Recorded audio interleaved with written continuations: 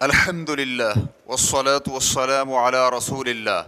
حدیث 15 رمضان کو جمعہ کا دن سور پھونکے جانے کا دن۔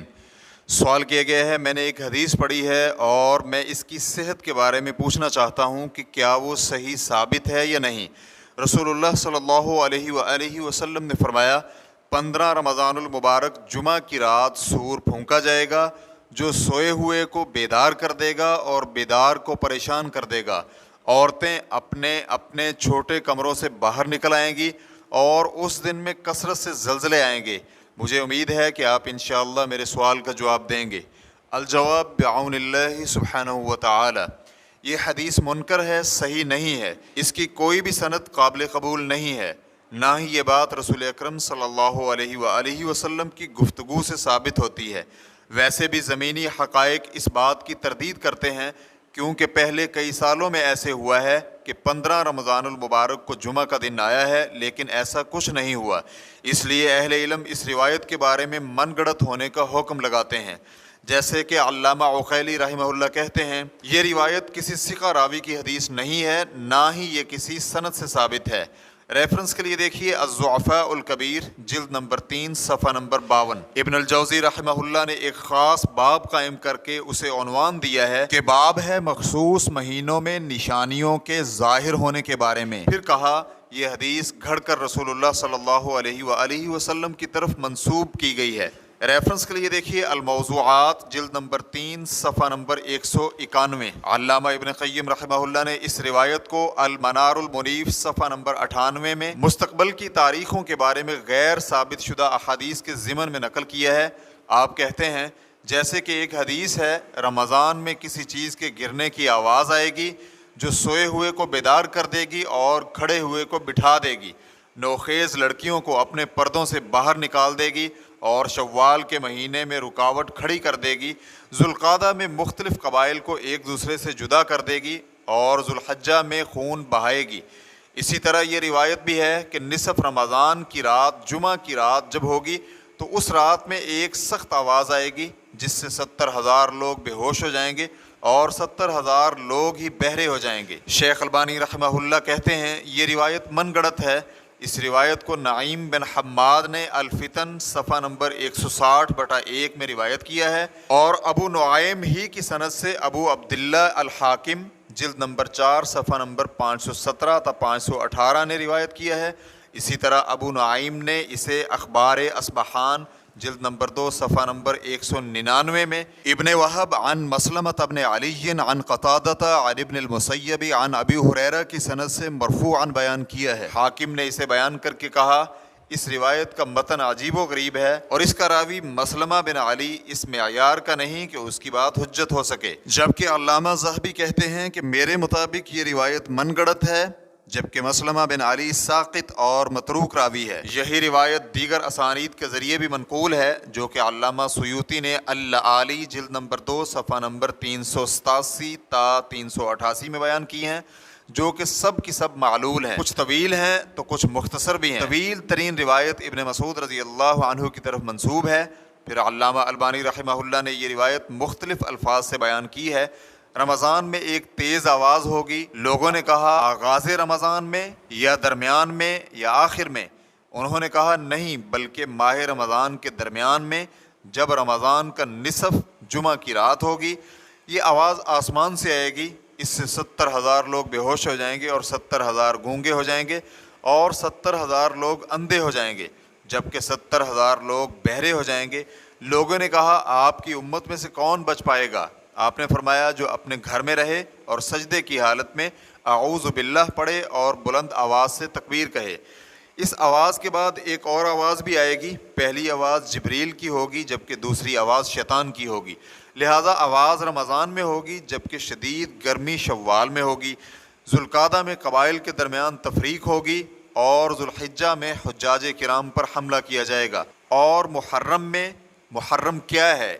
اس کا آغاز میری امت پر آزمائش ہے، اس کا آخری حصہ میری امت کے لیے خوشی ہے۔ اس زمانے میں مومن کے پاس چھوٹے پالان والی اونٹ کی سواری ایسی ہموار زرخیز زمین سے بہتر ہے جو اس کے لیے 1,00,000 چیزیں پیدا کرے۔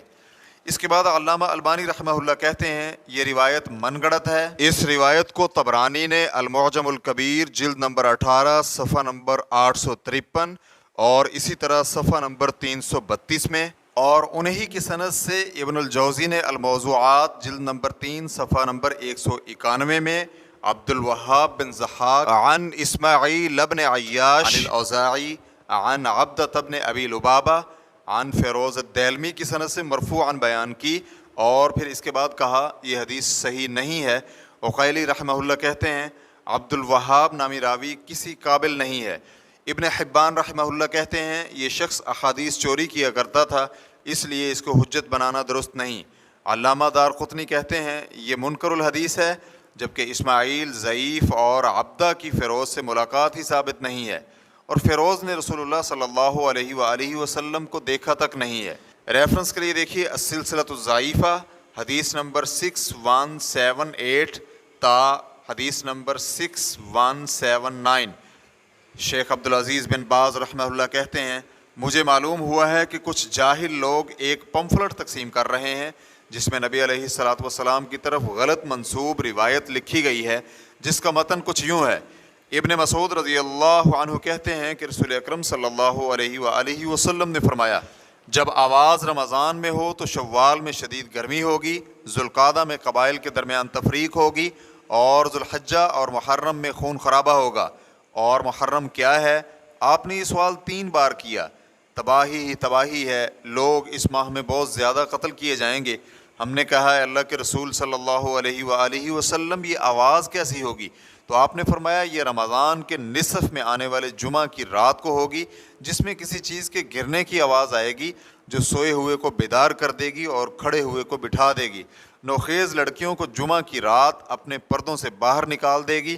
یہ اس سال میں ہوگا جب کثرت سے زلزلے آئیں گے اور نہایت شدید سردی ہوگی، جب اس سال رمضان کا آغاز جمعہ کی رات سے ہو، اور جب تم نصف رمضان کو جمعہ کے دن فجر کی نماز ادا کر لو تو اپنے گھروں میں چلے جاؤ اور دروازے بند کر دو، کھڑکیاں اور روشن دان بند کر دو، اپنے آپ پر چادریں ڈال دو، اپنے کان بند کر لو، اور چیخ کی آواز سنو تو اللہ کی بارگاہ میں سجدہ ریز ہو جاؤ اور کہو سبحان القدوس سبحان القدوس ربنا القدوس، کیونکہ یہ عمل کرنے والا ہی بچ پائے گا، اور جو یہ عمل نہیں کرے گا وہ نہیں بچ پائے گا۔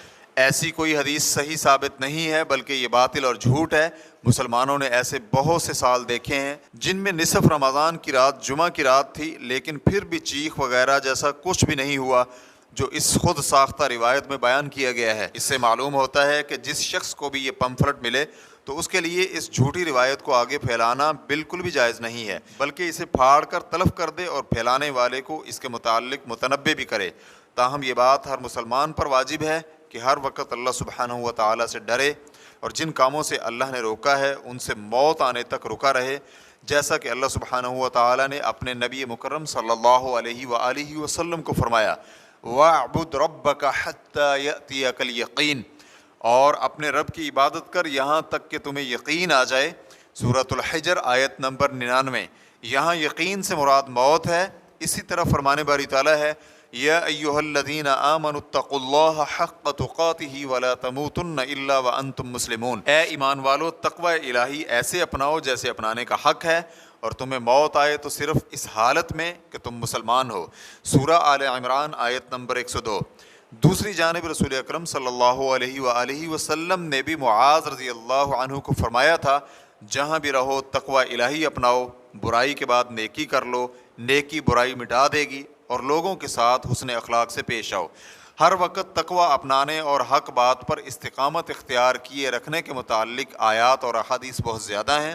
یہ رمضان ہو یا غیر رمضان، ہمیں ہر وقت اللہ سبحانہ و تعالیٰ کی منع کردہ چیزوں سے رکے رہنے کی تلقین کرتی ہیں۔